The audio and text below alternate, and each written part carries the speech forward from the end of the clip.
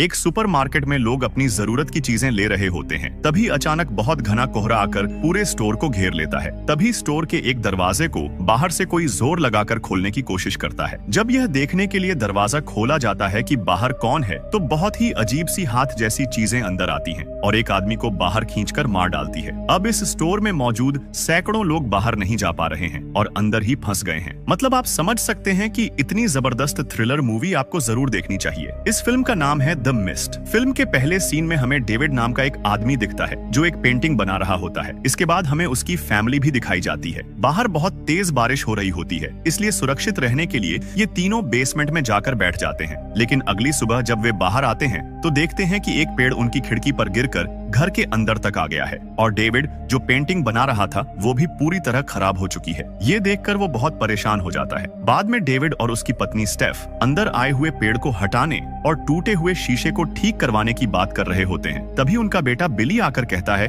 कि मेरे साथ चलो, मुझे कुछ दिखाना है। लेकिन वो दोनों उस पर ज्यादा ध्यान नहीं देते। वो बस ये सोचकर खुश हो रहे होते हैं कि उनका बेटा कितना जल्दी बड़ा हो गया। फिर वो बोलते हैं ठीक है और बिली के पीछे बाहर जाते हैं। जैसे ही वो बाहर पुराने शेड के पास पहुंचते हैं, देखते हैं कि उनकी बोट हाउस पर एक बड़ा पेड़ गिरकर उसे पूरी तरह तोड़ चुका है। वो सोच रहे होते हैं कि ये भी नाश हो गया। तभी वो पहाड़ों की तरफ देखते हैं। वो अजीब सा मिस्ट आता दिखता है, लेकिन ये देखने में बिल्कुल नॉर्मल मिस्ट जैसा नहीं लगता। इसके बाद डेविड कहता है कि मैं पड़ोस वाले घर जाकर इंश्योरेंस की इन्फॉर्मेशन लेकर आता हूँ, क्योंकि बोट हाउस पर जो पेड़ गिरा है वो पड़ोसियों का है। उनकी इन्फॉर्मेशन लेकर अगर वो इंश्योरेंस क्लेम करे तो बोट हाउस का इंश्योरेंस पैसा उसी को मिलेगा। इसलिए वो पड़ोसी ब्रेंटन के घर जाता है। वहाँ जाकर देखता है कि वहाँ भी वही हालत है, हर तरफ पेड़ टूटकर गिरे पड़े हैं। इंश्योरेंस की इन्फॉर्मेशन पूछते हुए डेविड देखता है कि ब्रेंटन की कार भी पूरी तरह नाश हो चुकी है। तभी ब्रेंटन कहता है कि थोड़ी देर बाद मैं आपको दे दूंगा और फिर पूछता है कि क्या आप लोग सुपरमार्केट की तरफ जा रहे हैं, क्योंकि डेविड और उसका बेटा भी सुपरमार्केट जा रहे होते हैं, इसलिए वो उसे भी साथ ले लेते हैं। इसी तरह वो सब जा रहे होते हैं। तभी वो देखते हैं कि मिलिट्री के ट्रक पहले ही उस मिस्ट को देखकर पहाड़ों की तरफ जा रहे हैं। ये देखकर उन्हें थोड़ा अजीब लगता है और ब्रेंटन को इस टाउन की एक लेडी द्वारा कही गई कहानी याद आने लगती है। टाउन में एक मशहूर कहानी थी कि पहाड़ों के पास एलियंस का यूएफओ क्रैश हुआ था और वहाँ मिले यूएफओ और एलियंस पर साइंटिस्ट एक्सपेरिमेंट कर रहे हैं। ये बात एक बुजुर्ग लेडी ने बताई थी, लेकिन टाउन के लोग इसे मजाक की तरह लेते थे और कोई इसे सीरियस नहीं मानता था। इसके बाद जब वो लोग सुपरमार्केट पहुंचे तो देखा कि सिग्नल नहीं आ रहा था, इसलिए डेविड ने अपने बेटे को ब्रेंटन के साथ अंदर भेज दिया। पब्लिक फोन से स्टेफ को कॉल करने की कोशिश की, लेकिन वो भी काम नहीं कर रहा था। डेविड ने सोचा कि जल्दी काम निपटाकर निकलना चाहिए और सुपरमार्केट के अंदर आ गया। अंदर काम करने वाली सैली भी दिखाई दी। डेविड का अच्छा दोस्त ऑली भी वहीं मौजूद था। इसके बाद डेविड अपने बेटे के पास लौटा और ब्रेंटन भी अपनी जरूरत का सामान लेने चला गया। उसी स्टोर में अमांडा नाम की एक लेडी भी थी।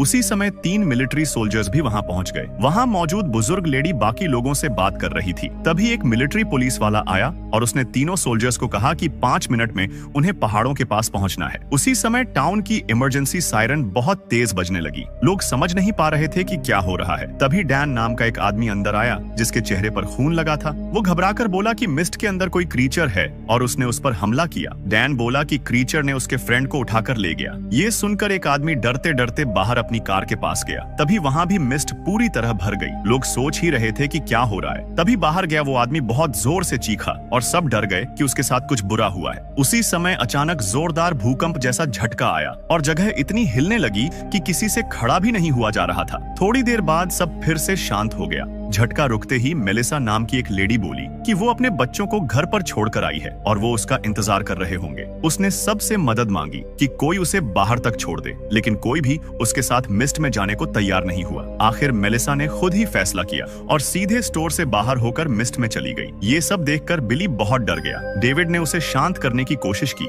इसी बीच कुछ और लोग आए और बिली के साथ खड़े हो गए। लोग बिली से बात करके उसे समझा रहे थे कि वो डरे नहीं। फिर डेविड ने कहा कि वो बिली के लिए बेडशीट लाता है। बिली हैटी नाम की लेडी के पास से ब्लैंकेट ढूंढते ढूंढते एक कमरे में पहुंचा। वहां उसने देखा कि जनरेटर खराब था और उससे बहुत धुआं निकल रहा था। बिली उसे बंद करने गया, लेकिन तभी बाहर से किसी ने शटर डोर पर जोर से धक्का दिया। ये देखकर वो बहुत डर गया और तुरंत बाहर आकर वहां खड़े लोगों को ये बात बता दी। स्टोर में काम करने वाले कुछ लोग भी वहां आ गए। उन्हें पता चला कि जनरेटर खराब है और उन्होंने उसे पहले ठीक करने का फैसला किया, लेकिन उसे रिपेयर करने के लिए बाहर जाना जरूरी था। नॉर्मन ने कहा कि वो बाहर जाकर रिपेयर कर देगा, लेकिन डेविड ने उसे रोका और कहा कि बाहर क्या है, ये किसी को नहीं पता। ऐसे समय बाहर जाना ठीक नहीं है। तभी वहाँ काम करने वाला जिम डेविड से बहस करने लगा और बोला कि उन्हें अपना काम कैसे करना है ये वो खुद जानते हैं, डेविड को बीच में नहीं बोलना चाहिए। इसके बाद नॉर्म ने बाहर जाने के लिए दरवाजा थोड़ा सा खोला। वो डेविड का मजाक उड़ाते हुए बोला कि बाहर कुछ नहीं है, लेकिन उसी समय बाहर से ऑक्टोपस जैसी टेंटिकल्स अंदर आईं और उसे खींचने लगी। डेविड ने उसे बचाने की पूरी कोशिश की,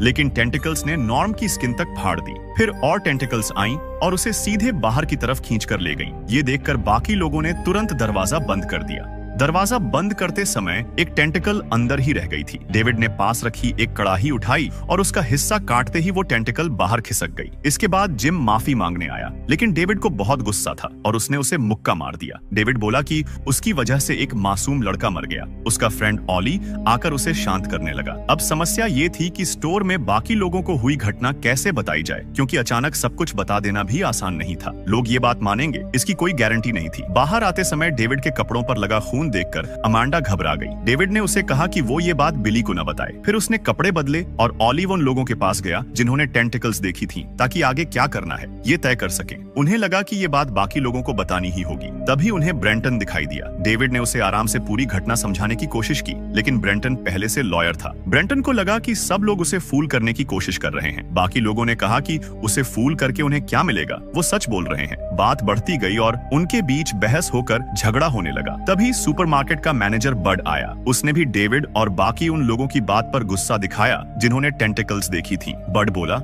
कि ऐसे समय में मजाक करना ठीक नहीं है और वो उन पर पुलिस कंप्लेंट करेगा। लोगों ने कहा कि अगर वो उनके साथ चले तो वो उसे सबूत दिखा देंगे और बड को लेकर वो कमरे में पहुंचे। वहां जमीन पर पड़ी टेंटिकल का कटा हुआ हिस्सा देखकर बड को यकीन ही नहीं हुआ। शॉक में बाहर आकर उसने सबको बताया कि डेविड और बाकी लोग सच बोल रहे हैं। इसके बाद सभी लोग भूकंप से टूटे हुए ग्लास को टेप से बंद करने लगे। तभी सीन मिसेस कार्मडी नाम की लेडी की तरफ शिफ्ट होता है। वो भगवान पर बहुत विश्वास करती थी और कहती थी कि बाहर मिस्ट में मौजूद राक्षस जैसे जीव भगवान का गुस्सा हैं जो उन पर हमला कर रहे हैं। मिस कार्मोडी को लगा कि बाहर के राक्षस उन्हें मारने की कोशिश कर रहे हैं और ये सब भगवान की तरफ से है। ये सोचकर वो बहुत डर गई और रोने लगी। उसी समय अमांडा बाथरूम यूज करने आई। उसने मिस कार्मोडी को रोते देख कहा कि अगर उन्हें डर लग रहा है या किसी से बात करनी हो तो वो हमेशा उनके साथ खड़ी रहेगी। लेकिन मिसेस कार्मोडी ने घमंड से जवाब दिया कि अमांडा जैसी औरत को अपना फ्रेंड बनाने से अच्छा है कि वो मर जाए। ब्रेंटन टेंटिकल देखने के लिए भी तैयार नहीं था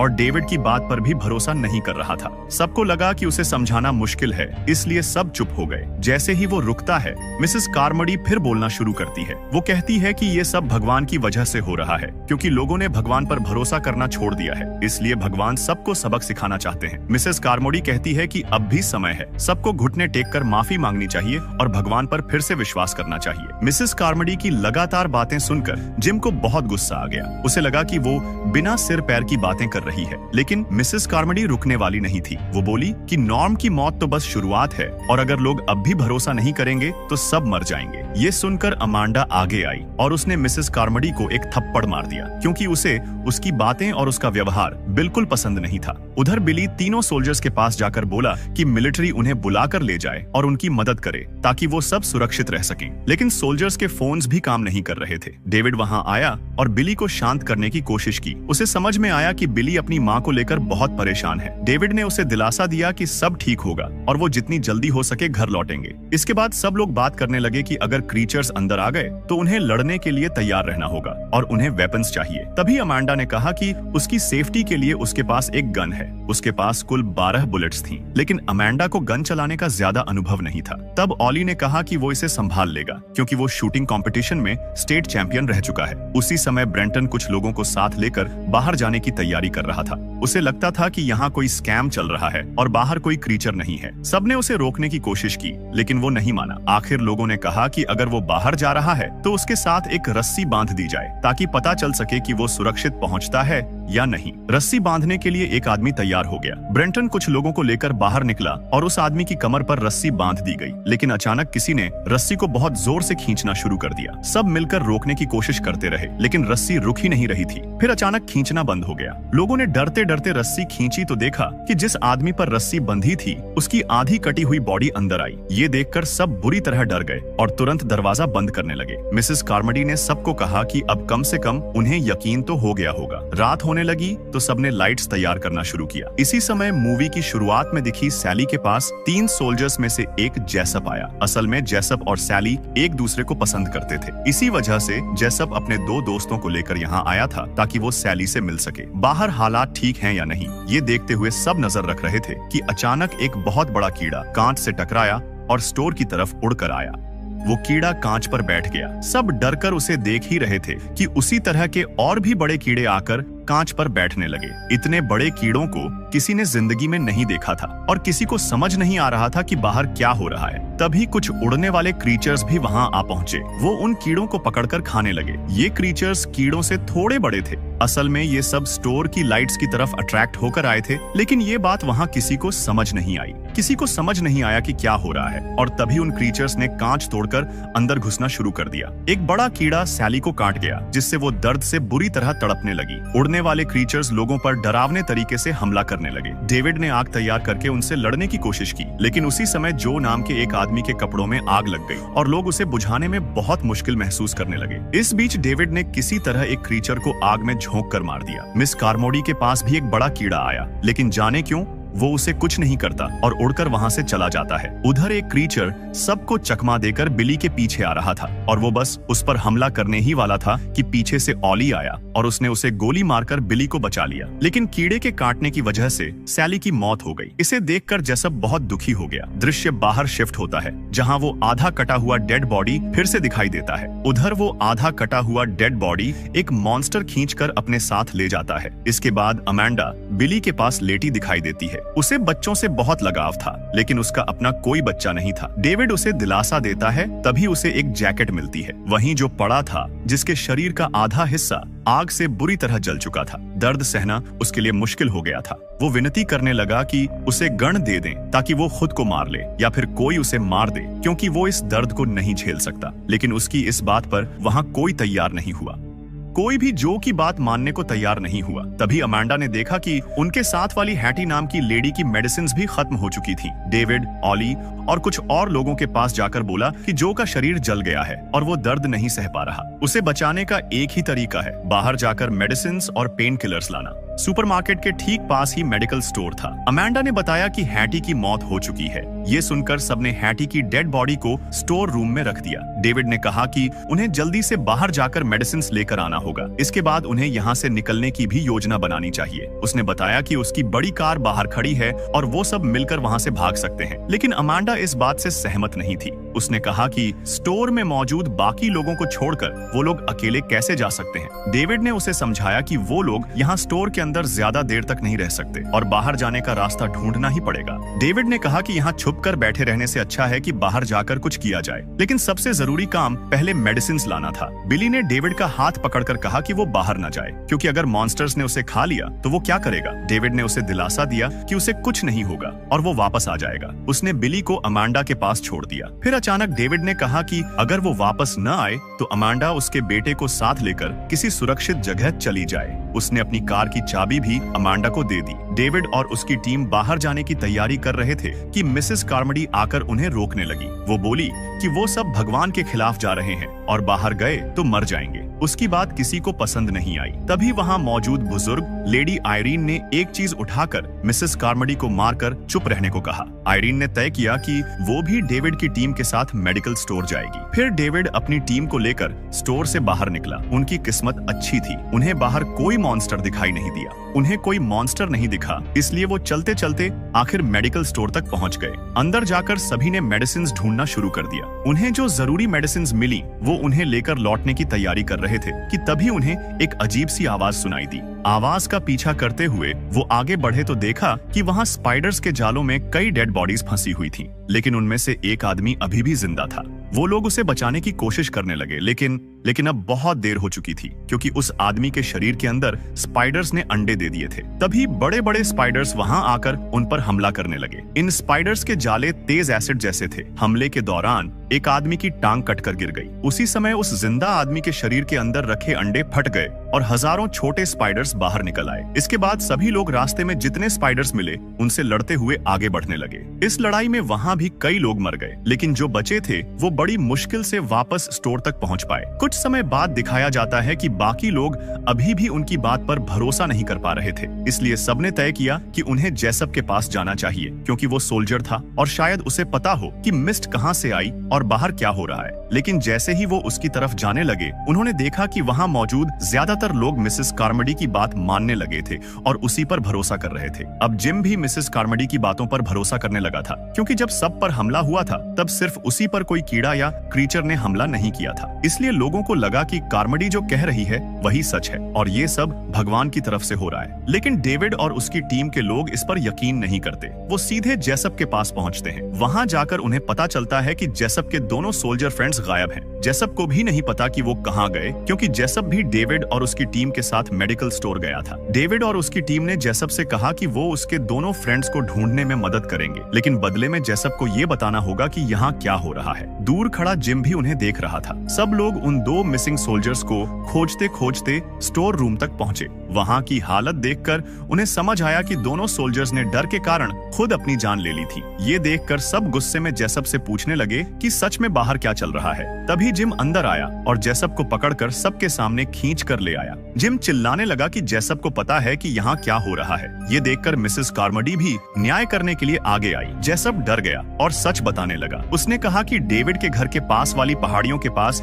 एक और डायमेंशन का पोर्टल खुला था, यानी दूसरे दुनिया की तरफ जाने वाला रास्ता। वहां से एलियंस बाहर आ रहे थे और साइंटिस्ट उन पर एक्सपेरिमेंट्स कर रहे थे। लेकिन अब हालात बिगड़ गए थे और बहुत बड़े बड़े एलियंस बाहर आ रहे थे। जेसप बोला कि इसमें उसकी कोई गलती नहीं है। जेसप ने कहा कि असली गलती साइंटिस्ट्स की है, लेकिन मिसेस कार्मोडी बोली कि उसमें जेसप की भी गलती है, क्योंकि वो भी भगवान के खिलाफ गया है। उसने पूरा दोष जेसप पर डाल दिया। डेविड और उसकी टीम चाहे भी तो जेसप को बचा नहीं सके, क्योंकि वहां मौजूद लोग मिसेस कार्मोडी की बातों में इतने अंधविश्वासी हो चुके थे कि उन्होंने जेसप को वहीं चाकू मारकर मार दिया और उसे घसीटकर बाहर फेंक दिया। जैसे ही जेसप को बाहर फेंका गया, एक डरावना मॉन्स्टर आया और उसे उठाकर अपने साथ ले गया। इसके बाद सीन फिर अंदर शिफ्ट होता है। सब लोग सो रहे थे। तभी बिली ने अपने पिता डेविड से एक वादा करवाया कि अगर कभी मॉन्स्टर्स उसे खा लें तो डेविड उसे ऐसे हाल में न देखने दे। डेविड ने उसे हिम्मत देने के लिए हाँ कह दिया। अगले दिन डेविड और उसकी टीम ने तय किया कि अब उन्हें यहाँ से निकल जाना चाहिए, क्योंकि मिसेस कार्मोडी की बातों में आकर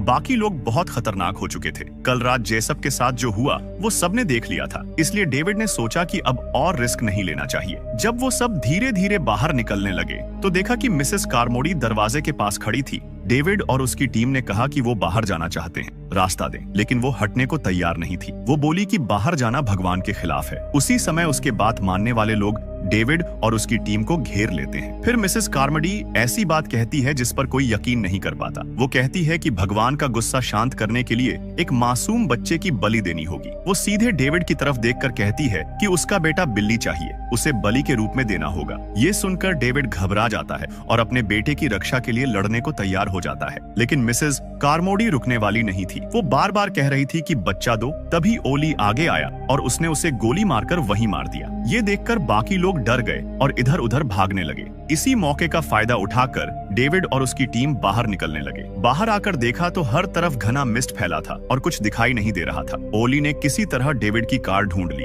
लेकिन उसी समय पीछे से एक एलियन आया और ओली को मार डाला। उसके हाथ से गिरा गन कार पर आकर गिरा। इस बीच डेविड से थोड़ी दूरी पर उसके कुछ साथी भी भागते हुए अलग दिशा में निकल गए। डेविड और बाकी लोग कार के अंदर बैठकर बचे हुए लोगों का इंतजार करते रहे, लेकिन तब तक एलियंस ने उन सबको मार दिया था। डेविड ने कार के ऊपर गिरी हुई गन को उठाने की कोशिश की। तभी एक बड़ा स्पाइडर वहां आ गया, पर डेविड जल्दी से कार में घुस चुका था, इसलिए स्पाइडर उसे कुछ नहीं कर पाया। डेविड, बिली, अमेंडा, आयरीन और डैन ऑल कार में बैठकर धीरे धीरे वहां से निकलने लगे। स्टोर में खड़े लोग ये सब देखते रह गए। डेविड अपनी कार लेकर अपने घर के पास पहुंचा तो उसे पता चला कि उसकी वाइफ स्टेफ अब जिंदा नहीं है। ये देखकर वो बुरी तरह टूट गया और रोने लगा। बाकी सब ने उसे शांत करने की कोशिश की। इसके बाद सब ने एक सुरक्षित जगह ढूंढने के लिए आगे बढ़ना शुरू किया। रास्ते में जाते हुए उन्हें समझ आया कि एलियंस ने सिर्फ स्टोर ही नहीं, पूरे टाउन को तबाह कर दिया है। कार में बैठे हुए वो आगे बढ़ रहे थे कि अचानक उन्होंने देखा एक बहुत ही विशाल एलियन सड़क पार कर रहा था। वो एलियन इतना बड़ा था कि डेविड की कार उसके सामने चींटी जैसी लग रही थी।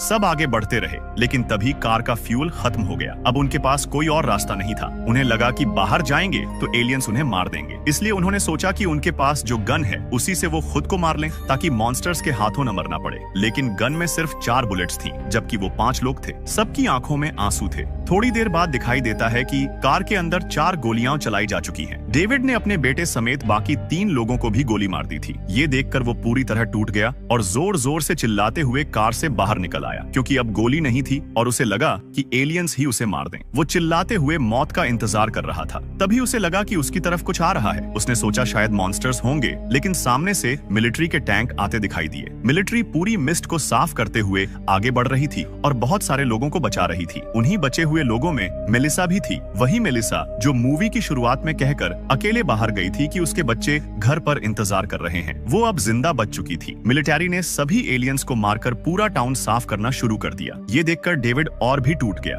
उसे लगा कि काश वो थोड़ी देर और इंतजार कर लेता तो उसके बेटे और बाकी लोग भी बच सकते थे। वो वहीं खड़ा दुख में डूब जाता है और यहीं मूवी खत्म हो जाती है। उम्मीद है ये मूवी समरी आपको पसंद आई होगी। अगर पसंद आई हो तो कमेंट करके बताइए कि इस मूवी में डेविड के बेटे का नाम क्या था, और वीडियो अच्छा लगा हो तो लाइक करें। मिलते हैं एक और मजेदार वीडियो में।